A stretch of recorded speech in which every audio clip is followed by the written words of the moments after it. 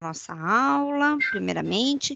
Então, a gente vai tratar, então, do constitucionalismo do século XVIII. Então, a gente vai retomar um pouquinho o que a gente falou já sobre a civilização antiga. Então, a gente vai retomar no sentido de explicar o que era, como que era a estrutura, porque ainda não, para a civilização antiga, a gente não falava ainda em Constituição. A gente vai falar um pouco também hoje, vamos entrar em Montesquieu, que lembra que na aula passada a gente falou sobre iluminismo, então a gente vai falar um dos principais iluministas de grande importância, que é Montesquieu. Nós vamos falar hoje sobre separação de estados, da onde que vem essa origem, que na realidade, quando a gente fala em separação de estados, quem que criou, quem desenvolveu isso, quem escreveu sobre isso, e o primeiro a tratar sobre a separação de estados foi justamente Montesquieu.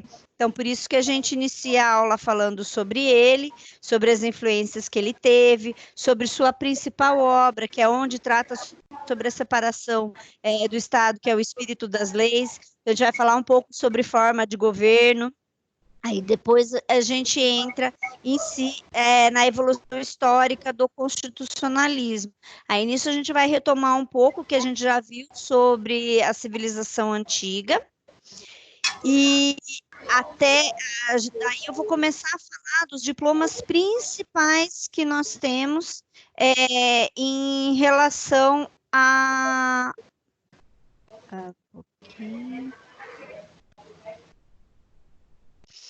Aí a gente vai começar a tratar de todos os diplomas principais que nós tivemos até chegar, até vir nas constituições do século XX, principalmente. Daí a gente vai, na aula que vem, a gente começa tratando mais da Constituição Federal de 1988 e vamos tratar também sobre, por isso que a gente já vai entrar falando um pouquinho sobre as dimensões ou gerações das garantias fundamentais.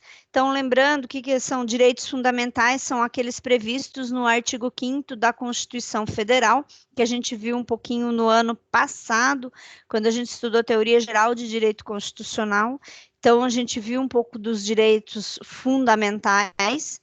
E daí, na aula de hoje, a gente vai começar já começo a discorrer um pouquinho deles como de dimensões e garantias. Deixa eu entrar no nosso slide.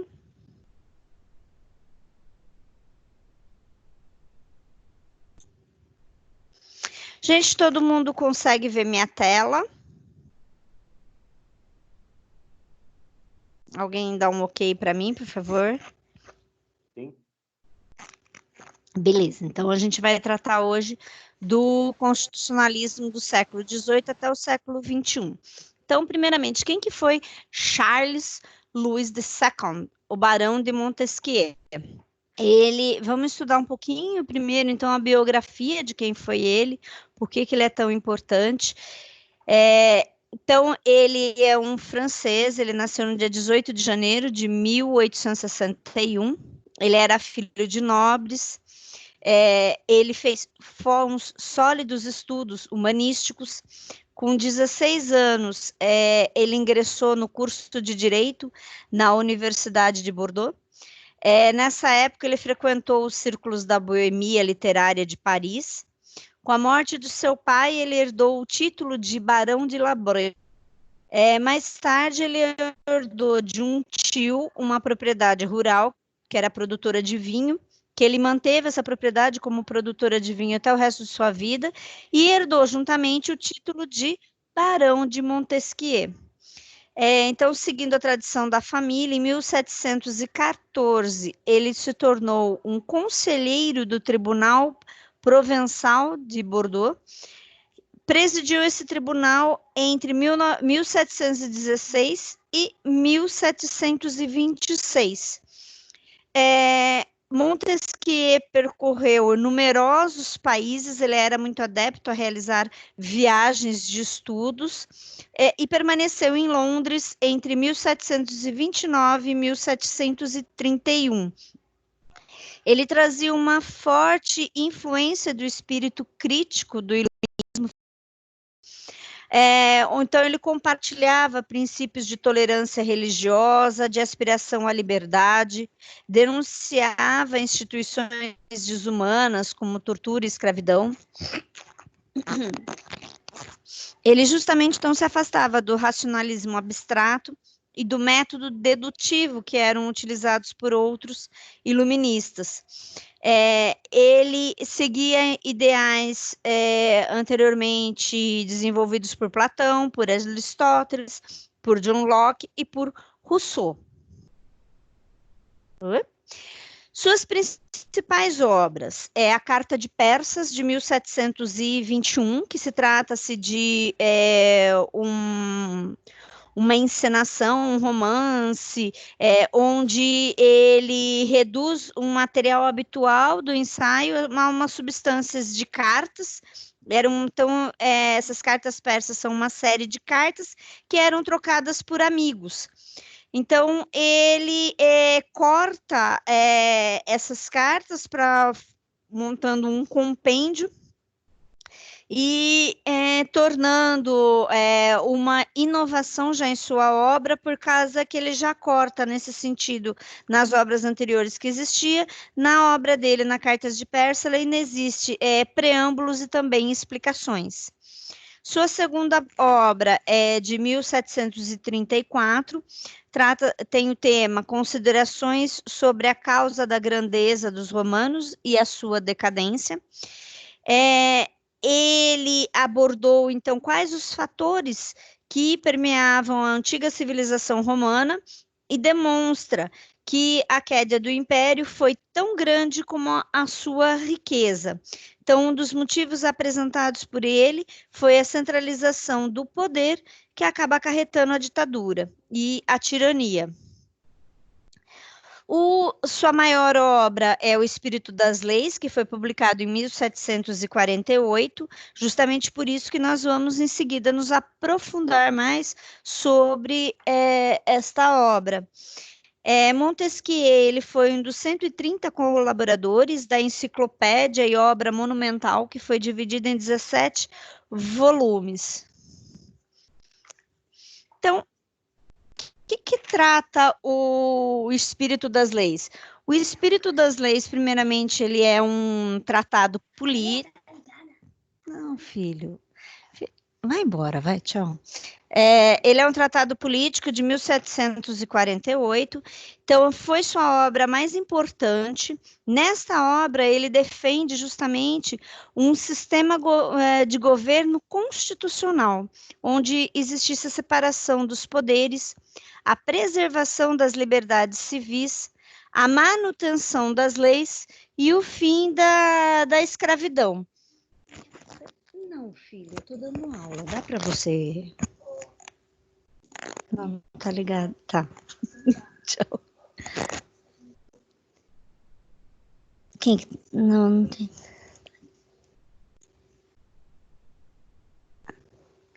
É o problema da gente ficar em casa com o filho, né, gente? Desculpa. A obra em si, ela é dividida em 31 capítulos e eles são separados por 6 partes distintas. Então, a primeira parte, ela vai discorrer de forma geral sobre as leis e as consequências práticas do tema do governo, legisladores, julgamentos de corrupção. A segunda parte, ela vai abordar a relação específica das leis com a defesa, a ofensa à Constituição e a liberdade política e os tributos. A terceira parte, ela apresenta uma reflexão a respeito das relações das leis com os costumes, a cultura e os diferentes povos. A quarta parte já defende uma relação entre as leis, o comércio e a natalidade de grupos humanos. E a quinta parte vai tratar sobre a relação das leis com a religião e a política externa. E, por fim, a sexta e última parte expõe a relação histórica entre as leis e as revoluções. Então, em seus questionamentos, Montesquieu, ele conclui que a única lei a governar todos os povos humanos era criada pela razão fornecida por Deus, o que os diferenciava dos demais animais e estimulava a viver em sociedade. Então, ele defende que um sistema de governo constitucional ele tem que trazer a previsão da separação dos poderes e da libertação e da preservação das liberdades civis. Então, depois da sua obra, passaram a ser necessários os estabelecimentos de leis que variavam de acordo com cada sociedade. E o que ele fala sobre a forma de governo? Então, na sua obra, ele define 3 principais formas de governo: o governo republicano, o governo monárquico e o governo despótico. O governo republicano, segundo Montesquieu, podia variar de acordo com a extensão dos direitos dos seus cidadãos, sendo de 2 tipos: as repúblicas democráticas, nas quais a cidadania seria mais ampla, e as repúblicas aristocráticas, na quais a cidadania seria restringida em alguma medida. Já os regimes monárquicos, para ele, são regidos por um monarca. E se eu tenho a existência de um conjunto de leis que restringe a autoridade do governante, já o regime é considerado uma monarquia para Montesquieu. E se não existe um conjunto de leis restringindo a autoridade do governante, para ele esse regime era denominado como despótico. Então, essas eram as formas de governo definidas por Montesquieu. E o que vem para ele a ser essa divisão dos 3 poderes? Então, a proposta de Montesquieu seria o executivo, o legislativo e o judiciário. O equilíbrio deveria ser delineado entre os 3, sendo que o executivo ele exerceria a influência sobre as questões civis, o legislativo criaria as leis mais apropriadas à sociedade e o judiciário, por sua vez, teria a finalidade de fiscalizar as normas que regeriam determinado grupo humano. Nenhum dos poderes seria mais poderoso que o outro, devendo eles agir para limitar o caso de outro membro dos 3 poderes ir além de suas prerrogativas. Então, além de representar uma reflexão sobre a natureza da raça humana, o espírito das leis, ele também representa uma nova abordagem a respeito do equilíbrio político. E ele acabou influenciando de imediato a França do século XVIII e também futuramente outras sociedades democráticas. Então, aqui até coloquei esse cartãozinho que eu pus para vocês. Então, a função do legislativo é elaborar as leis, do judiciário somente seria aplicar e fiscalizar se ela não está sendo aplicada, né? E o executivo teria exatamente a função somente de administrar tudo, não sendo possível invadir o campo. Alessandra, Sim. não está aparecendo o slide na tela do... Não. Peraí.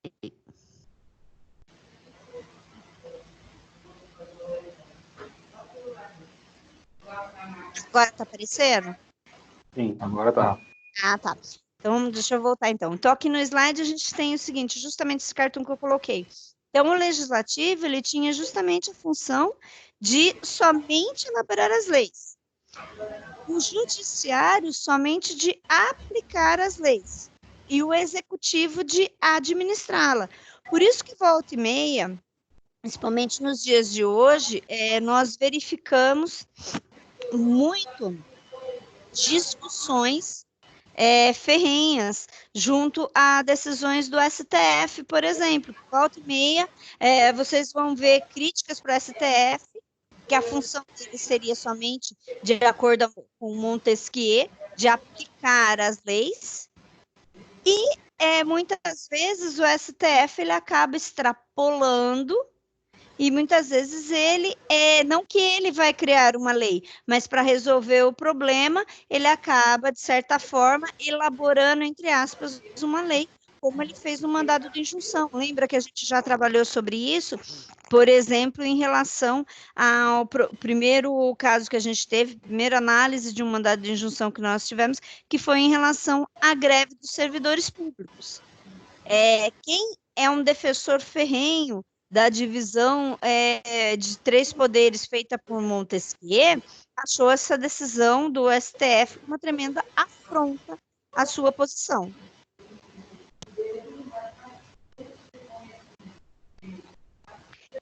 Então, essa é a divisão de três poderes que Montesquieu desenvolveu e criou em sua obra denominada O Espírito das Leis, que foi publicada em 1748.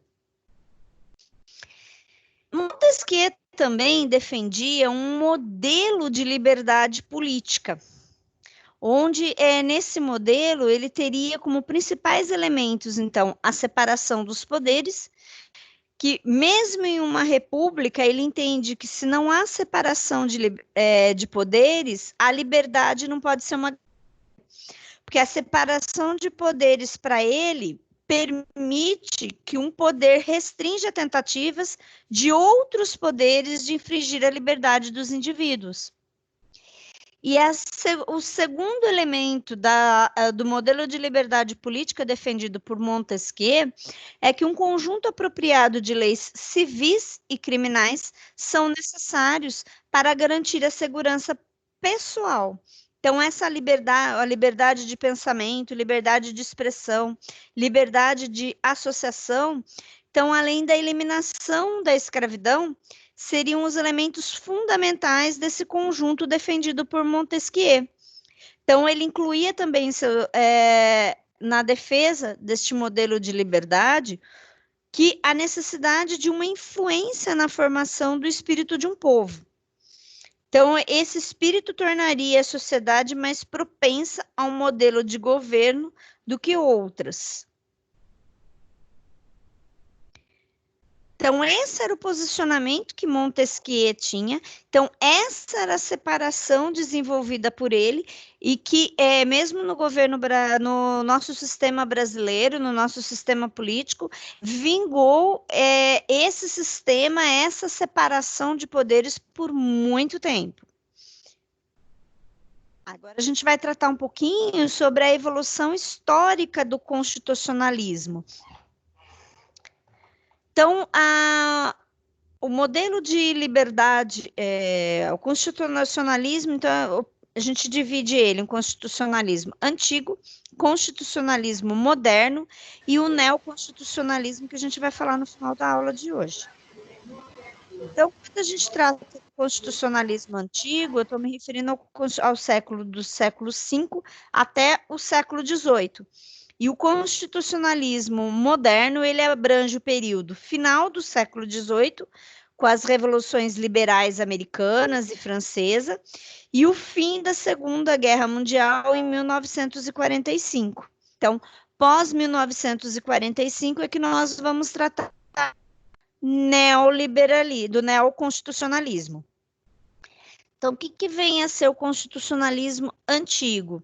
Então, ele vai compreender todo aquele período da antiguidade clássica. Então, que a gente tem do final do século XVIII. Então, nele, a gente vai ter as experiências constitucionais do Estado hebreu, das cidades-estados gregas, de Roma e também a experiência de Inglaterra.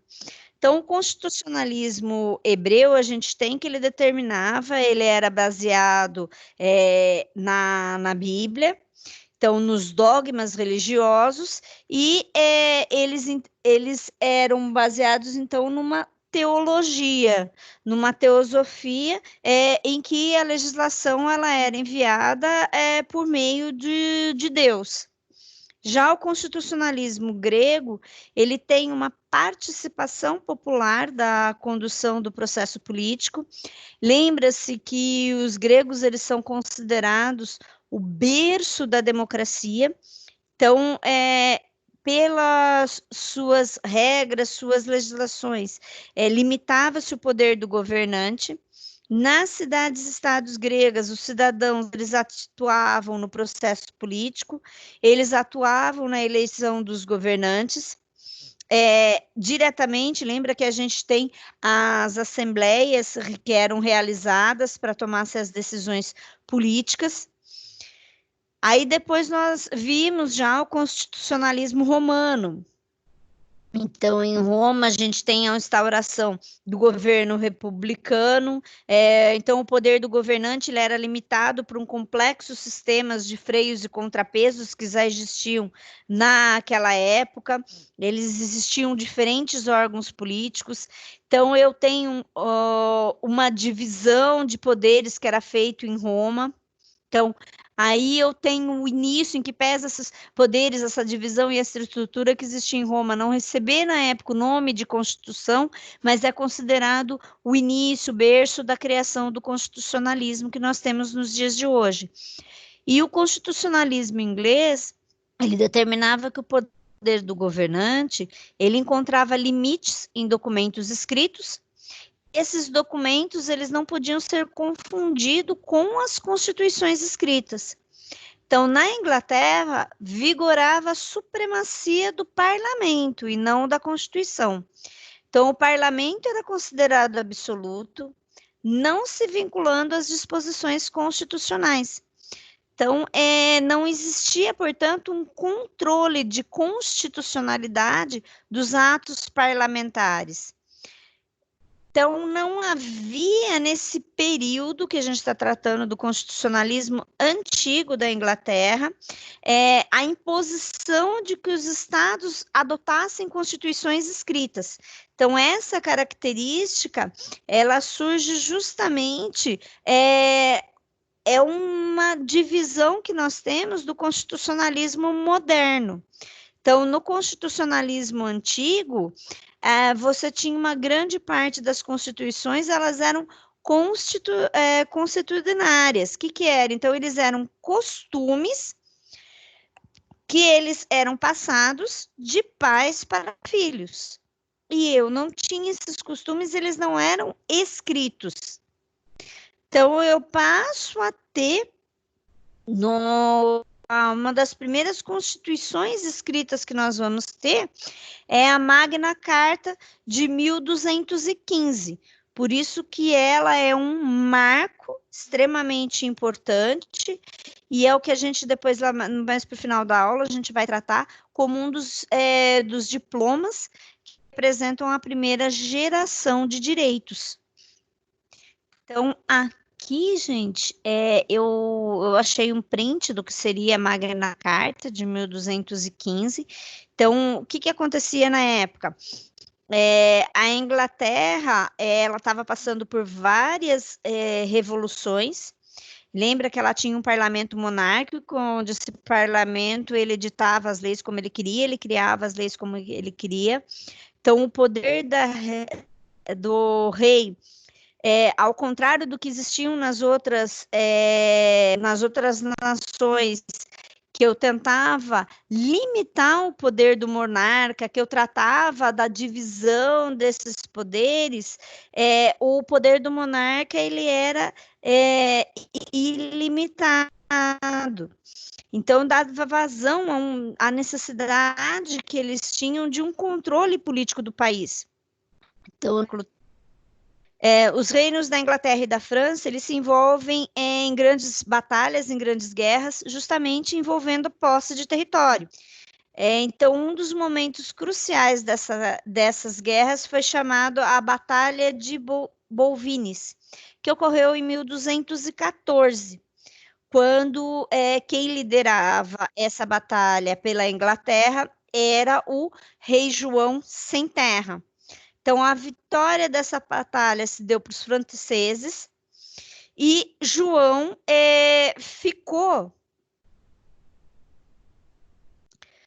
acabou ficando somente com a região da Normandia. Então, para tentar reaver o território que ele tinha perdido, ele continua com luta com os franceses, e para conseguir manter as despesas que ele tinha, com soldados, com equipamento, para enviar para os soldados para continuar a guerra, ele começa a aumentar tributos. E esses tributos ele começa a aumentar principalmente para a nobreza, para os barões, então acabando provocando uma insatisfação junto aos barões. Além disso, então os barões começam a se organizar para pressionar o rei, porque não concordava com esses gastos que ele estava tendo com essas guerras. De outro lado, a Igreja Católica também começa a se queixar, a questionar os abusos praticados pelo rei em relação a investidura. Então, ele que podia nomear e investir clérigos para cargos importantes dentro do bispado, e ele começa a fazer essas indicações como forma de moeda de troca. E isso começa a importunar também a Igreja Católica. Então, ele estava dentro de um estopim que ele mesmo estava provocando em relação a insatisfação da Igreja Católica e a insatisfação que tinham dos barões. Foi, inclusive, nesse momento que foi muito impactante para a Igreja Católica, que chegou a resultar na excomunhão pelo Papa Inocêncio III, do rei João. Então, para essa situação se tornou muito grave. O cardeal Longonton e alguns dos barões, então eles conseguem obrigar o rei João a assinar essa Magna Carta. Que essa Magna Carta ela recebeu o seguinte título: a Grande Carta das Liberdades ou Concórdia entre o rei João e os barões para a outorga das liberdades da Igreja e do rei inglês. Esse documento foi assinado no dia 15 de julho de 1215, e ele previa, então, a garantia de plenos direitos aos homens livres da Inglaterra. O que era? Então, o que era você declarar plenos direitos aos homens livres? Significa que o rei não poderia mais abusar do seu poder para coagi-los e para obrigá-los. Também a Magna Carta, ela enumera vários direitos trazendo a liberdade da igreja sem interferência do governo também. Ele amplia direito dos cidadãos livres possuírem e herdarem propriedade, de serem protegidos de impostos excessivos. Estabeleceu também a Magna Carta o direito das viúvas que possuíam propriedade de não voltar a casar-se. Estabeleceu também princípios de processos devidos e de igualdade perante a lei. Então, ela é considerada um dos marcos dos direitos humanos. Então, amplamente, esse documento ele acaba sendo visto como um dos documentos mais importantes do desenvolvimento da democracia moderna, sendo um ponto crucial na luta para estabelecer a liberdade. Então, que é o marco que a gente vai ter do constitucionalismo antigo, é a Magna Carta de 215. Tranquilo, gente? Tranquilo, professor. Então, quando a gente fala em constitucionalismo moderno, nessa etapa, a ideia era o quê? Então, eu vinha por um movimento que começa com a Magna Carta de 1215, para que o poder político ele fosse limitado. Somando-se também aqui a necessidade da proteção dos direitos e das garantias fundamentais. Então, o constitucionalismo moderno, como diz Canotilho, ela era uma técnica específica de limitação do poder com fins garantísticos. Então, era a limitação, o principal objeto do constitucionalismo moderno era justamente o quê? Limitar o poder político. Então, tinha-se uma urgência por causa do poder, do grande poder desenfreado dos reis, dos monarcas, porque aqui a gente ainda não trata, não tem ainda a figura do presidencialismo, ela vai surgir bem mais para frente. Então, eu tinha o sistema republicano em alguns locais, mas ele era atrelado à monarquia. Então, na Idade Moderna, os principais diplomas que eu vou ter é a Petição de Direitos de 1628, que depois a gente vai tratar mais ao fundo sobre ela, o habeas corpus, que é o Decreto de Corpo Livre de 1679, ele é um marco importante em que preze a Magna Carta, ela trazer a previsão da liberdade, a previsão da abolição da escravatura, mas você tem uma previsão legal, principalmente no aspecto do iniciando o que nós vemos nos dias de hoje, referente à ação de habeas corpus, ela é trazida pelo Decreto do Corpo Livre de 1679. A Declaração dos Direitos, ela também a gente vai aprofundar um pouco mais, porque ela é um marco muito importante. E todos estes marcos que eu menciono aqui, eles são importantes por causa que eles protegem direitos individuais. Então, ele acaba sendo um marco para os direitos humanos também. E quais são essas etapas que nós temos do constitucionalismo moderno?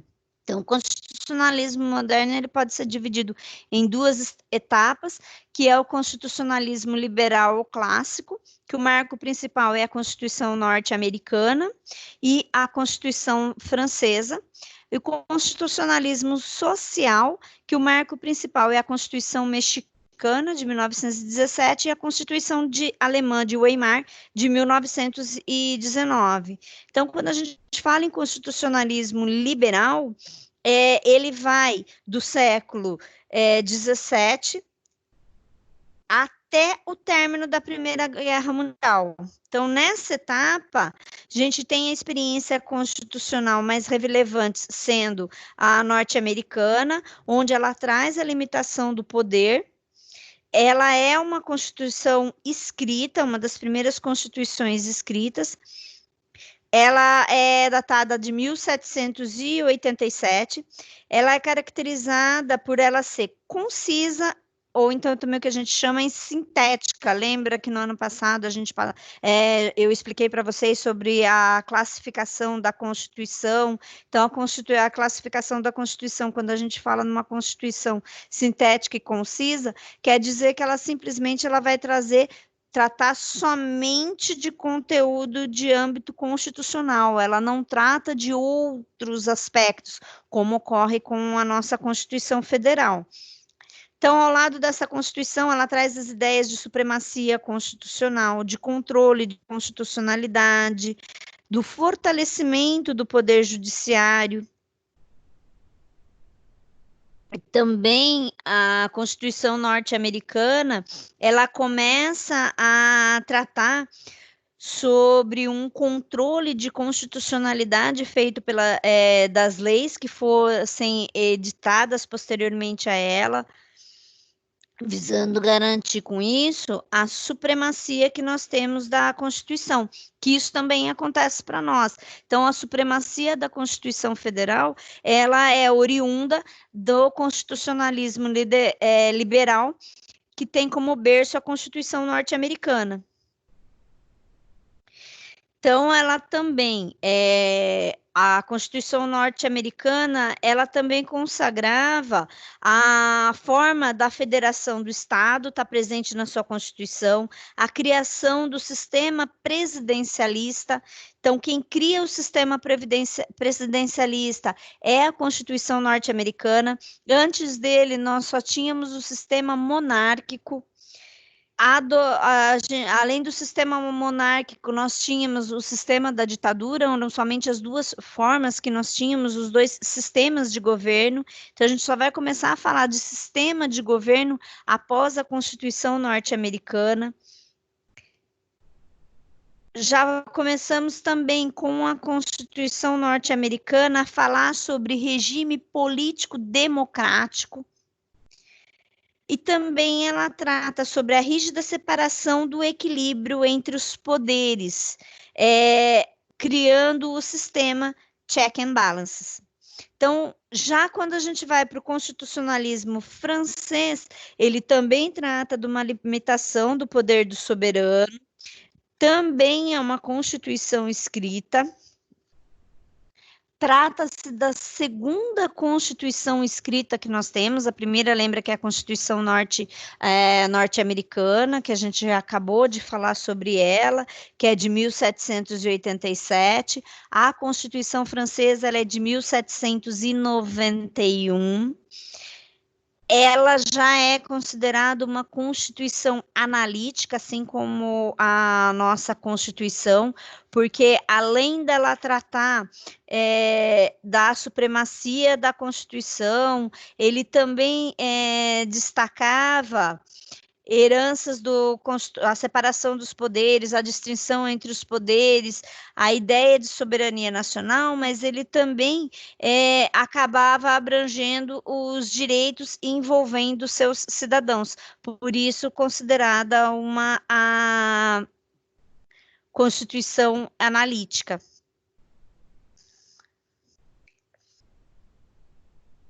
Então, antes da gente avançar, eu acho essencial. O constitucionalismo, faltou falar do constitucionalismo social. Então, o constitucionalismo social, ele se estendeu até da Primeira Guerra Mundial até a Segunda Guerra Mundial. Então, as principais características que nós vamos ter, as duas constituições principais, a Constituição Mexicana e a Constituição de Weimar. As características básicas que nós vamos ter dela é que, além delas tratarem dos direitos constitucionais, da formação, da divisão de poderes, da soberania da Constituição Federal, da limitação do poder do monarca, da limitação do poder dentro, ela também vai tratar de direitos sociais. Então, por isso, justamente, considerado constitucionalismo social. O que é os direitos sociais? Só relembrando, quando a gente fala de direito social, a gente está falando de trabalho, a gente está falando de moradia, nós estamos falando de saúde, nós estamos falando de educação. Então, eu começo a tratar. Então, o constitucionalismo liberal, ele vai tratar, ele vai trazer de forma escrita a Constituição, não mais somente baseado nos costumes, como era feito para a maioria dos países, para a maioria dos lugares do mundo. Então, ela começa a ser escrita, eu começo a ter uma restrição, uma limitação dos poderes, eu começo a tratar da divisão dos poderes, começa a tratar da supremacia da Constituição. Além disso, no constitucionalismo social, eu também vou abordar e vou começar a tratar dentro das constituições referente aos direitos sociais de cada cidadão. Mas antes da gente avançar, vamos então nos aprofundar um pouquinho mais sobre a Constituição Mexicana de 1917 e a Constituição de Weimar. Então, primeiro vamos entender, a Constituição Mexicana de 1917, ela foi a primeira no mundo a atribuir direitos trabalhistas e a qualidade de direitos fundamentais. Então, ela traz os direitos do trabalho juntamente com as liberdades individuais e os direitos políticos, considerando eles como direitos fundamentais de todo ser humano. Então, esse precedente histórico, ele traz a consciência de que os direitos humanos têm também uma dimensão social. Então, por isso que a Constituição Mexicana de 1917 ela é tão importante. A Constituição de Weimar de 1919, ela vai na mesma via da Carta Mexicana, ela também ela regula matérias que já estavam na Constituição mexicana também, mas ela acaba limitando jornada de trabalho, ela acaba tratando sobre o desemprego, sobre proteção da maternidade, sobre a idade mínima de admissão nos trabalhos industriais, sobre o trabalho urbano e dos menores na indústria. Ambas as constituições, elas são de extrema importância, porque elas são as primeiras a tratar sobre os direitos do trabalho dentro da Constituição. Então, a Constituição mexicana, ela é de extrema importância, porque ela é a primeira que vai tratar, dentro de um sistema capitalista, a proibição de equiparar o trabalho a uma mercadoria e sujeitar, que estivesse sujeita à lei de oferta e procura. Então, a Constituição mexicana, ela vem estabelecer o princípio da igualdade substancial de posição jurídica entre trabalhadores e empresários numa relação contratual de trabalho e cria a responsabilidade dos empregadores por acidentes de trabalho. Então, de um modo geral, ela acaba lançando as bases para a construção futura do Estado Social de Direito.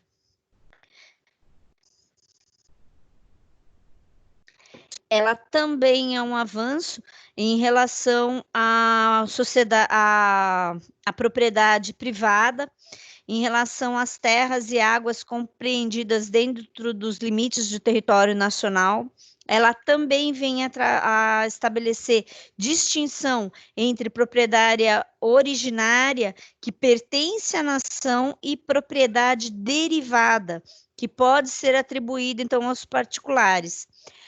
A Constituição mexicana, ela também teve um caráter absoluto em relação à propriedade privada, submetendo, então, o seu uso ao bem público. Então, o interesse de todo o povo, ele tem que estar superior à propriedade privada.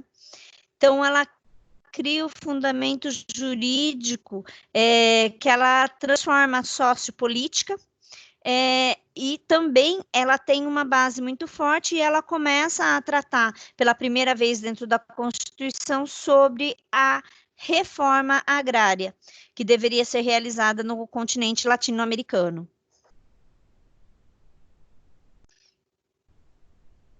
Já quando a gente trata da Constituição de Weimar, de 1919, ela representa o auge da crise do Estado liberal do século XVIII e a ascensão do Estado social. Então, ela foi considerada o marco do movimento constitucionalista, porque ela vem consagrar os direitos sociais.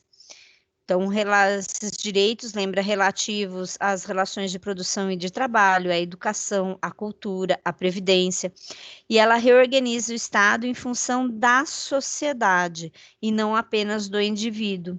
Então, a Constituição de Weimar, ela não abole formalmente o Império Alemão, mas ela lhe dá uma nova fisionomia, mais democrática e mais liberal. Então, a Constituição, ela substitui a personalidade do imperador pela do presidente imperial, que ele passa a ser eleito democraticamente pelo povo e nomeava como chanceler do império que não mais responde ao imperador, mas sim ele passaria a responder ao parlamento. Então, em termos de direito, comparado à Constituição de Weimar, ela é conhecida como uma das primeiras no mundo que garante direito dos trabalhadores. Ela é seguida posteriormente pela Constituição também soviética, Então, nós temos 3 constituições que vão tratar sobre as garantias dos direitos do trabalhador. Então, a Constituição mexicana de 1917, a Constituição soviética de 1918 e a Constituição de Weimar de 1919. Tranquilo, gente? Dúvidas? Não, tranquilo. Tranquilo, professor.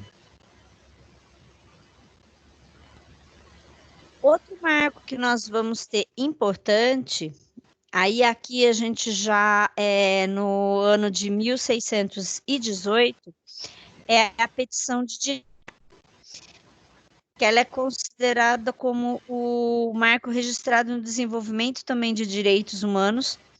Ela foi feita pelo parlamento inglês, é uma declaração dos direitos de liberdades civis. Então, ela visava rejeitar então o financiamento da política exterior e impopular do rei, que exigia empréstimos forçados da população para conseguir manter suas tropas nos subúrbios como uma forma de medida econômica. Então, também ela é contra a prisão arbitrária e o aprisionamento por oposição a essas políticas. Então, a petição, ela é baseada em estatutos e cartas anteriores e ela trata como 4 princípios fundamentais. Então, o primeiro princípio que ela trata, nenhum tributo pode ser imposto sem o consentimento do parlamento. O segundo princípio nenhum súdito pode ser encarcerado sem motivo demonstrado. Então, justamente, de novo, reafirmando o direito de habeas corpus, da lei anterior de habeas corpus que tinha. O terceiro princípio que ela trata, então, nenhum soldado pode ser acurtelado nas casas dos cidadãos. E o quarto princípio é a lei marcial, que não pode ser usada em tempo de paz. Então, justamente, a petição de direitos, ela vem a ser uma declaração para as liberdades civis que se buscava e se lutava na época. Um outro marco que nós vamos ter já data de 1689, que é a Bill of Rights, que é a Declaração de Direitos. Então, essa Declaração de Direitos, ela é um marco muito importante para a humanidade, mas a gente precisa entender qual que é o momento histórico que se vivia para a sua proclamação. Então, a gente tinha aqui o governo absolutista do Jaime I, que era respaldada na teoria do direito divino dos reis, que até essa época os reis eles eram nomeados, indicados por Deus. Então, eles eram os representantes de Deus aqui na Terra. Então, impondo para toda a população que eles eram obrigados a aceitar os reis como seus como representante de Deus e como todas as leis por eles feitas tinham que ser aceitas porque era Deus que tinha encaminhado essas leis para eles. Então, a declaração ela vem a dissolver o parlamento, justamente por causa que no parlamento eu tinha representantes da burguesia, do alto clero e da alta nobreza. E essa declaração ela adota medidas que ela acabam sendo prejudiciais para a burguesia, que estava num grande momento de prosperidade, porque o que esperava essa declaração? Ela visava limitar o poder do monarca na Inglaterra, aumentar o poder do parlamento e trazer uma liberdade individual, tanto para a imprensa quanto para o direito de propriedade, e trazer com isso uma igualdade maior entre todos os cidadãos. Então, a perseguição que teve dos oponentes do rei até que se conseguisse a realização dessa declaração, levou a uma guerra civil em 1640, que ela durou até 1649. Quando finalmente o rei ele foi deposto. Então, após essa revolução, após essa guerra civil, é que nós tivemos a Declaração dos Direitos. Essa guerra foi denominado esse processo da Revolução Gloriosa. O parlamento, então, escolheu daí como o príncipe Guilherme de Orange para ocupar o trono. ele assumiu o trono e assinou a Declaração dos Direitos de 1689. Essa declaração ela foi elaborada pelo parlamento e ela consiste também num dos documentos mais importantes constitucionais dos ingleses. Então, o principal objetivo da Declaração de Direitos, então, é limitar o poder do monarca, dar mais poder para o parlamento. Além disso, essa declaração ela garante um aumento na liberdade individual, ela inclui a liberdade de imprensa e o direito de propriedade privada. Então, ela define o direito dos cidadãos ingleses que deixam de ser súditos e passam a ser considerados como cidadãos. Então, o povo passa a ser representado pelo parlamento. Então, essa declaração, ela fortalece a burguesia e o liberalismo na Inglaterra, e ela acaba construindo o desenvolvimento do capitalismo e formando também um cenário muito propício para o início da Revolução Industrial, que acontece no século XVIII, posteriormente à Declaração dos Direitos, que é de 1689. Então, com essa declaração, eles acabam conseguindo um aumento na liberdade e proporcionando uma igualdade entre os cidadãos.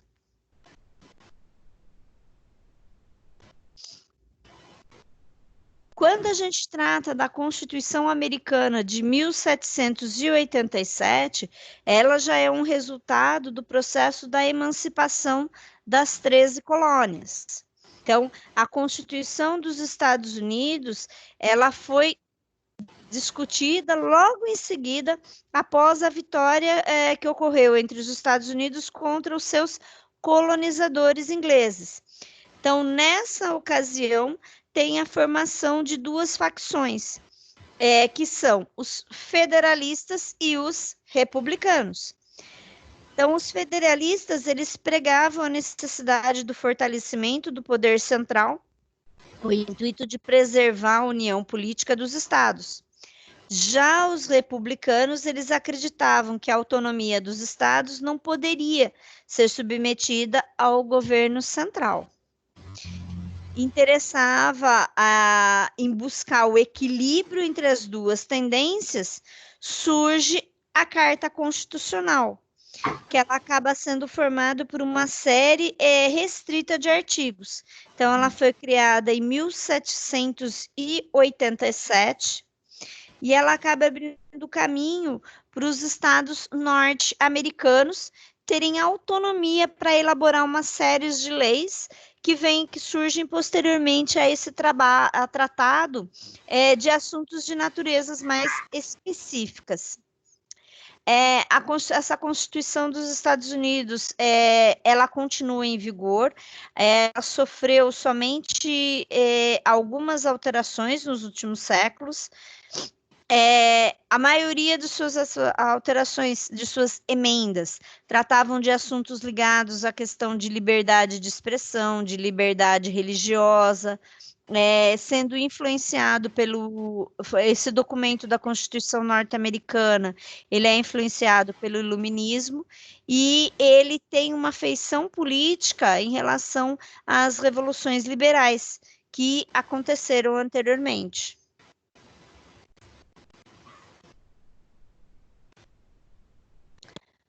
Quando a gente trata já da Constituição Francesa de 1791,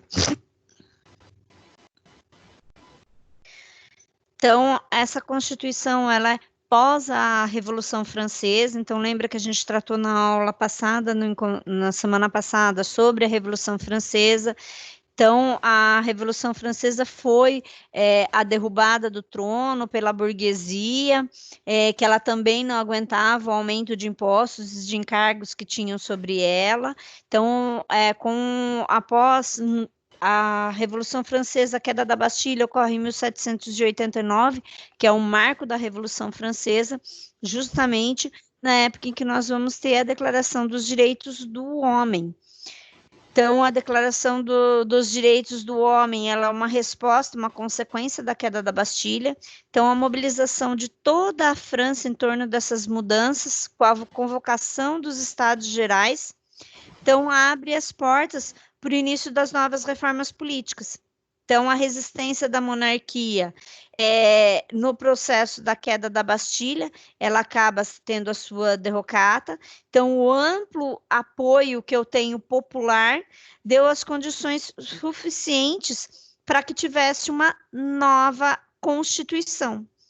Então, a Assembleia Nacional, ela foi estabelecida entre 1789 e 1792, essa Assembleia, para a criação da Constituição Francesa.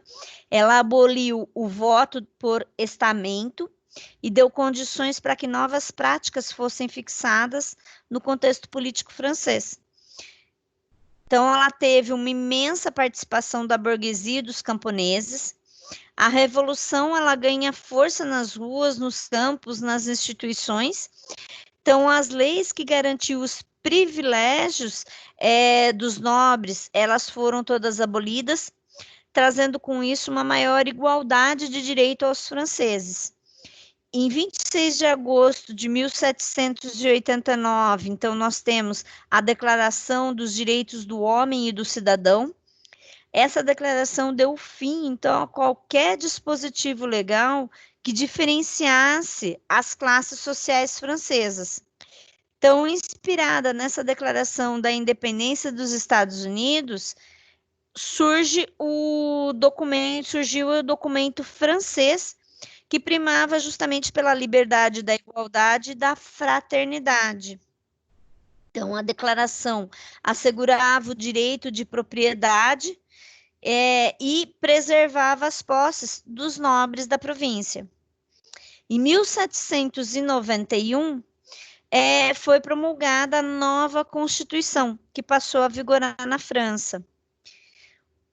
Segundo a nova Constituição, o governo passaria a ser comandado por uma monarquia constitucional. O poder passaria a ser exercido por 3 poderes: o legislativo, o executivo e o judiciário. Então, ele, apesar de limitar os poderes e abolir os privilégios, ele garantia o voto censitário e a união de interesses do terceiro estado, não sendo mais a mesma. Então, ele passa a defender a divisão dos poderes, como a separação dos poderes, como era defendido por Montesquieu, que a gente falou no início do encontro de hoje. Então, as principais constituições que vão marcar a constitucionalismo moderno que nós temos, então, a Constituição norte-americana de 1787 e a Constituição francesa de 1791. Aí nós vamos ter um avanço que é a maneira atual como nós vemos o constitucionalismo, que é o neoconstitucionalismo. Neoconstitucionalismo, então, ele visa refundar o direito constitucional como base das novas premissas, mas também desenvolvendo a teoria dos direitos fundamentais, que é justamente a teoria dos direitos fundamentais que vai dividir esses direitos em direitos e gerações. Então, o que vem a ser esse neoconstitucionalismo? Ele é um movimento teórico da revalorização do direito constitucional. Então, ele traz uma nova abordagem, uma nova forma de você analisar, de você ver, de você estudar o papel que a Constituição tem no sistema jurídico. Esse movimento, ele surgiu na segunda metade do século XX. Então, o neoconstitucionalismo, ele vem refundar o direito constitucional como uma base das novas premissas que você tem, como uma difusão e o desenvolvimento de teoria dos direitos fundamentais, e como uma força normativa da Constituição. Então, o objetivo dele é transformar de um Estado legal para um Estado constitucional. Então, o neoconstitucionalismo, ou também definido por alguns doutrinadores como pós-positivismo, é uma nova forma de se interpretar o direito, que ele aproxima mais da moral e passa a contemplar, então, juízos de valor, visando com isso preservar as garantias, promover os direitos fundamentais que estão prescritos em regras e princípios constitucionais. Então, ele faz com que o direito constitucional seja o centro do sistema jurídico, que deve ser erradicado como sua forma normativa. E quais são as principais características que nós vamos ter do neoconstitucionalismo? Então, a primeira característica que nós temos é a supremacia do texto constitucional. Então, dizer que o texto constitucional é o supremo é dizer que todas as suas prescrições têm normatividade. Ou seja, então, os direitos previstos na Carta Política, regido por regras, por princípios, eles são efetivados, ainda que não exista uma norma infraconstitucional dispondo sobre a matéria. Então, a Constituição, ela perde o seu caráter de fonte indireta de direito, para ela ser uma fonte direta. Então, reconhece-se nas normas constitucionais a sua plena eficácia. Então, garante-se a todos os setores da sociedade o respeito aos direitos fundamentais, que promove um efeito reflexo importantíssimo. Então, eu vou ter a atuação dos poderes constituídos, do legislativo, do judiciário e do executivo. Então, seus poderes devem ser legitimados do ponto de vista democrático, impedindo, assim, a atuação que coloque em risco a vida, a liberdade, a igualdade e a dignidade de qualquer ser humano. A segunda característica do neoconstitucionalismo é a garantia, promoção e preservação dos direitos humanos e fundamentais. Então, primeira coisa, é preciso que, para se proceder a garantia desses direitos, esclarecer que na doutrina a gente tem a diferença entre direitos fundamentais, que eles são limitados no tempo e no espaço, enquanto que os direitos humanos, eles são universais. Então, eles não têm qualquer tipo de limitação. Então, os direitos fundamentais é o que se constitui na doutrina. Ele pode ser aberto, ele pode ser variável, mas ele é revelado sempre nos casos concretos e nas relações diretas. Então, é possível, então, você definir quais são os direitos fundamentais. Também é possível você trazer à luz, então, essa classificação evolutiva dos direitos fundamentais, dividindo eles dessa forma em dimensões ou, então, em gerações. Então, essa evolução, ela traz o rol de direitos fundamentais que são considerados direito à vida, direito à liberdade, à igualdade, à legalidade, à proibição da tortura, a de tratamento desumano ou degradante, a liberdade de manifestação de pensamento, a liberdade de culto, crença religiosa, liberdade de atividade intelectual e artística, direito à proteção da propriedade e inviolabilidade domiciliar, sigilo de comunicações, liberdade de profissão, liberdade de informação, liberdade de locomoção, o direito de reunião, o direito de associação, o direito à herança, direito de petição, direito à inafastabilidade da jurisdição, o direito ao devido processo legal, direito à segurança jurídica, o respeito à dignidade da pessoa humana, os direitos políticos, os direitos sociais. Então, em todos os países que respeitam o princípio democrático, tais direitos são assegurados. Então, a Constituição de 1988, ela abarca todos esses direitos expressamente nos seus principais artigos iniciais. Então, esse movimento neoconstitucional, ele justamente prima pela supremacia constitucional.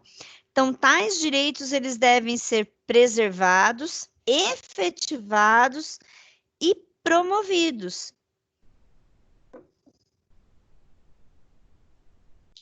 Então, a terceira característica que nós temos é a força normativa dos princípios constitucionais. Então, esse movimento, ele é a efetivação dos direitos fundamentais, mesmo sem a existência da lei. Então, esse efeito somente é possível porque passa a se enxergar nos princípios constitucionais verdadeiras normas jurídicas, superando, então, a tradição positivista que não via neles um caráter normativo. Então, sim, é possível, na esfera da atuação do Poder Judiciário, a resolução de determinadas demandas com base em princípios, principalmente quando eles versarem sobre direitos fundamentais. Outra característica que nós temos do neoconstitucionalismo, então, é a ponderação dos interesses. Então, quando eu falo em ponderação, tem que se esclarecer que não é um método matemático da aplicação de princípios. A ponderação de interesses é uma técnica que ela é desenvolvida, então, pela doutrina, de dotar parâmetros que devem ser observados para que possa ser aplicado esses princípios. Então, visando com isso, evitar uma atividade jurisdicional sobre um ativismo judicial. Então, redundando dessa forma numa ditadura dos juízes. Então, a técnica, ela é essencial para a resolução de conflitos de interesse, utilizando-se dessa forma um sistema jurídico que ele seja ancorado na Constituição. Então, normatizando, então, uma vasta gama de bens e de interesses jurídicos e refletindo em cenário político ao tempo da instalação da Assembleia Constituinte. Então, devido a esse pluralismo de ideias que se tem, é inevitável os conflitos entre os diversos princípios constitucionais que existem, podendo muitas vezes trazer interesses opostos. Outra característica existente é a constitucionalização do direito. Então, quando nós tratamos do pós-positivismo, ele nos deu uma configuração do sistema jurídico de uma natureza democrática. Então, ele faz trazendo para o centro do ordenamento jurídico o texto constitucional.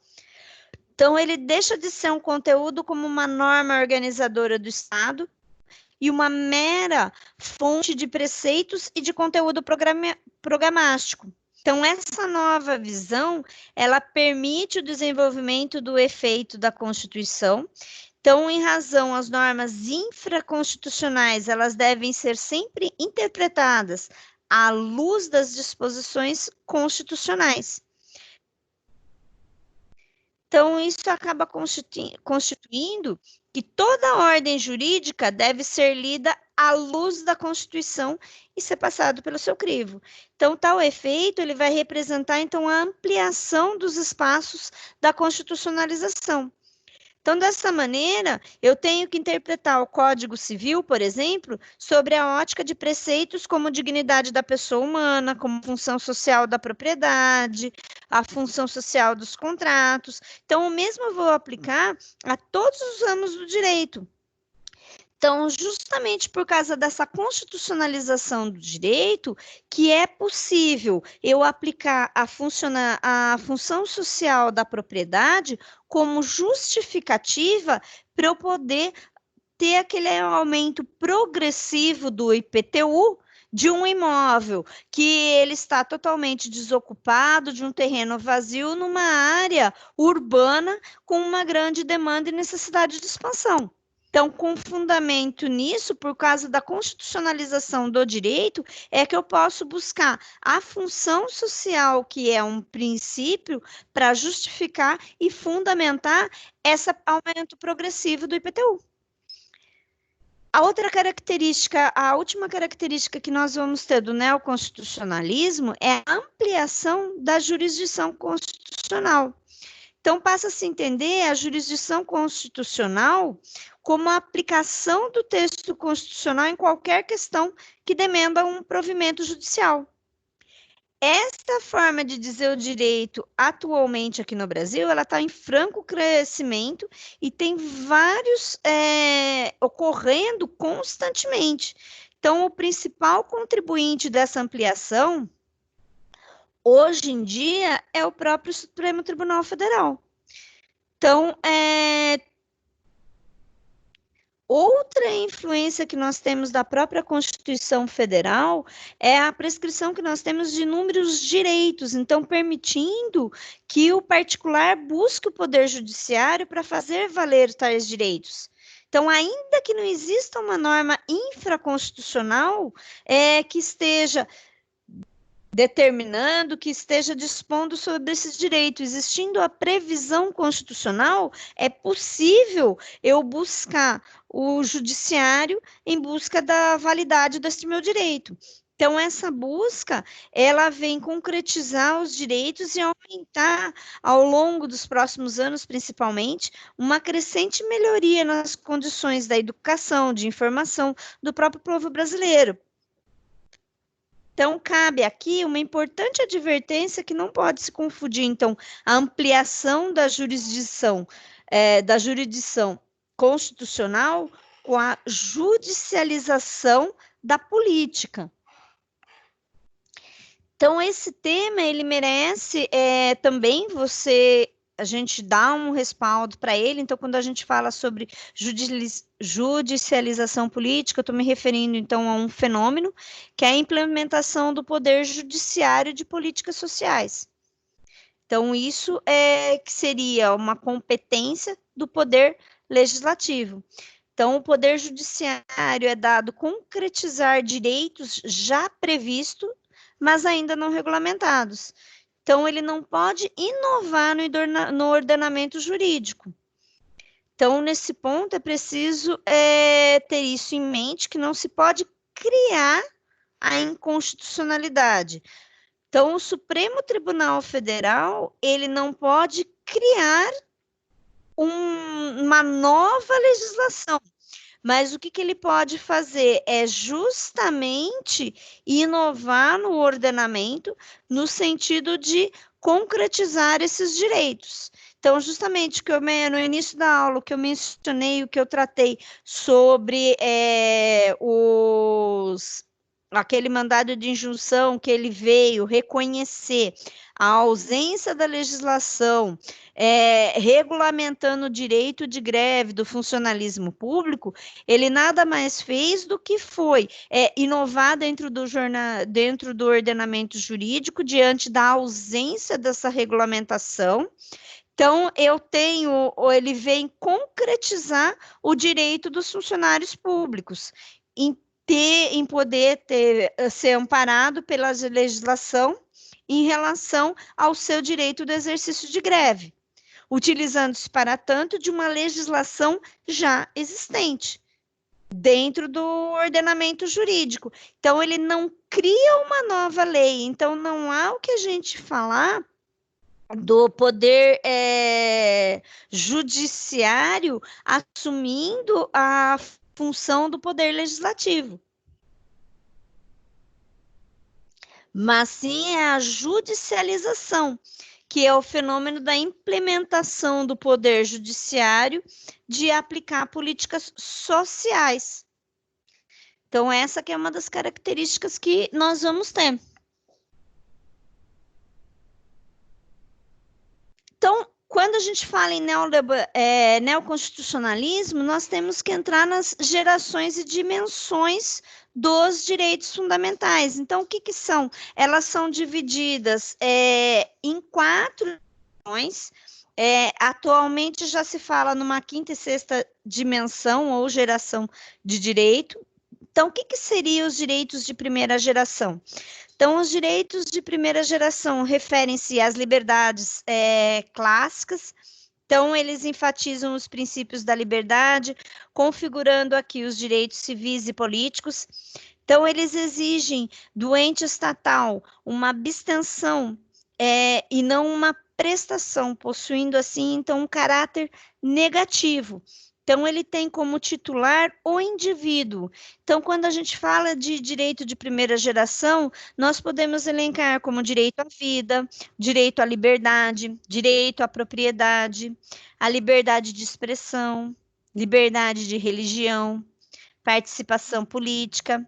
Então, esses direitos fundamentais de primeira dimensão, eles representam, de uma forma geral, os direitos civis e políticos. Então, o primeiro documento que traz a instituição desses direitos políticos, ele foi a Magna Carta de 1215, que a gente viu no início da aula. Então, que ela foi assinada lá pelo João Sem Terra na Inglaterra. Então, por isso que ela é um marco muito importante da forma como nós estudamos hoje o direito constitucional. A segunda dimensão, ou segunda geração de direitos, eles estão relacionados, por sua vez, com as liberdades. Então, são aqueles que asseguram o princípio da igualdade material entre o ser humano. Então, nesse contexto, ele ocorre a criação de normas de ordem pública destinadas a limitar a autonomia de vontade das partes, em prol dos interesses da coletividade. Então, o direito de segunda geração, então, ao invés de se negar ao Estado uma atuação, ele exige dele que se preste políticas públicas, tratando-se, portanto, de direitos positivos, então, impondo ao Estado uma obrigação de fazer, correspondendo os direitos, neste caso, à saúde, à educação, trabalho, habitação, previdência social, assistência social. Então, quando a gente fala em segunda geração de direitos, nós falamos em direitos que impõem diretrizes, deveres, tarefas que devem ser realizadas pelo Estado. Então, tem o intuito de possibilitar à população uma melhor qualidade de vida. Então, um nível de dignidade que pressupõe do próprio exercício de liberdade. Então, os primeiros documentos que representam essa dimensão são as Constituições de Weimar, da Alemanha, e o Tratado de Versalhes, de 1919, e também a Constituição do México, de 1917. Quando a gente fala, por sua vez, em terceira dimensão, ou terceira geração de direitos, eles se consagram os princípios da solidariedade ou fraternidade. Então, são aqueles direitos atribuídos de forma geral às formações sociais. Então, ele protege os interesses de titularidade coletiva ou difusa. Então, nós podemos aqui elencar direitos ao desenvolvimento ou progresso, direito ao meio ambiente, a autodeterminação dos povos, o direito de comunicação, de propriedade sobre o patrimônio comum da humanidade. Então, tratam-se de direitos que nós chamamos transindividuais, de natureza indivisível, de que sejam titulares pessoas indeterminadas, então, ligadas por circunstâncias de fato. Então, quando a gente trata aqui, onde que vai estar previsto essa terceira dimensão? Nós estamos tratando do meio ambiente, nós estamos tratando, por exemplo, da proteção das florestas, nós estamos tratando da necessidade das autorizações para a realização de queimadas, das proibições de queimadas de cana que nós temos na nossa região, por exemplo. E isso é um direito de terceira geração. E quando a gente vai para a quarta geração? A quarta geração já não é um consenso na doutrina. Porque eu tenho aqueles que entendem que ela é tratada pela globalização política, então compreendendo o direito da democracia, da informação, do pluralismo, da normativização do patrimônio genético. Já tem outras que entendem que os direitos fundamentais da quarta geração tratam o futuro a respeito à cidadania. Então, sendo aqui, no caso, imprescindível a legitimidade da globalização política. Então, em relação à quarta dimensão, não existe uma posição unânime. Ela se divide entre os doutrinadores. A quinta, quando a gente trata já da quinta dimensão, existem autores que defendem que seria o direito à paz, que seriam seus representantes, estão incorporando os anseios e necessidades humanas que representam com o tempo. Então, seriam direitos provindos de resposta para uma dominação biofísica. Então,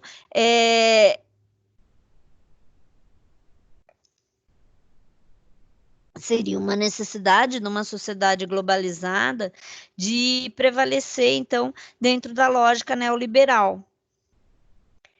E também nós temos alguns doutrinadores que defendem o direito da sexta dimensão.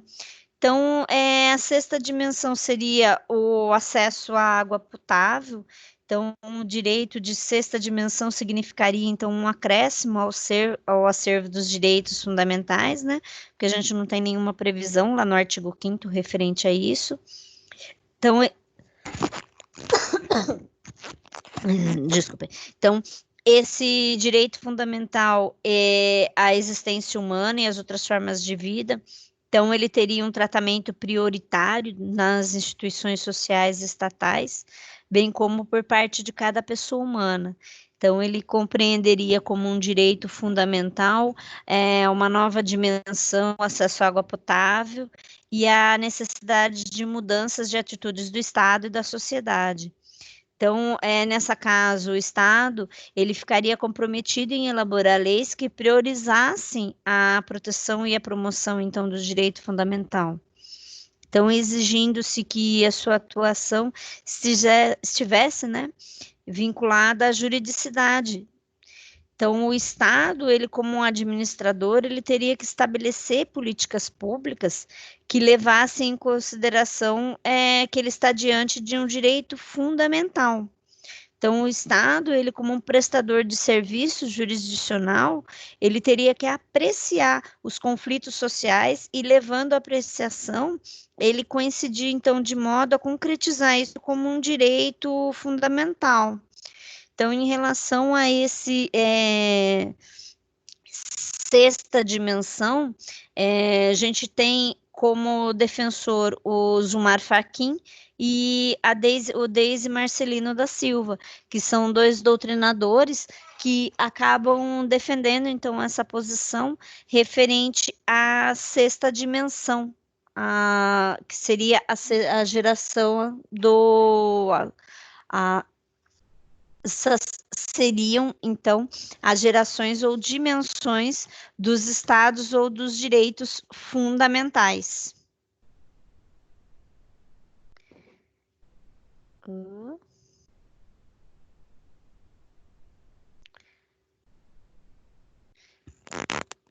Gente, eu vou dar agora o intervalinho, daí a gente volta às 9 horas, então, que eu dou 20 minutinhos de intervalo, pode ser?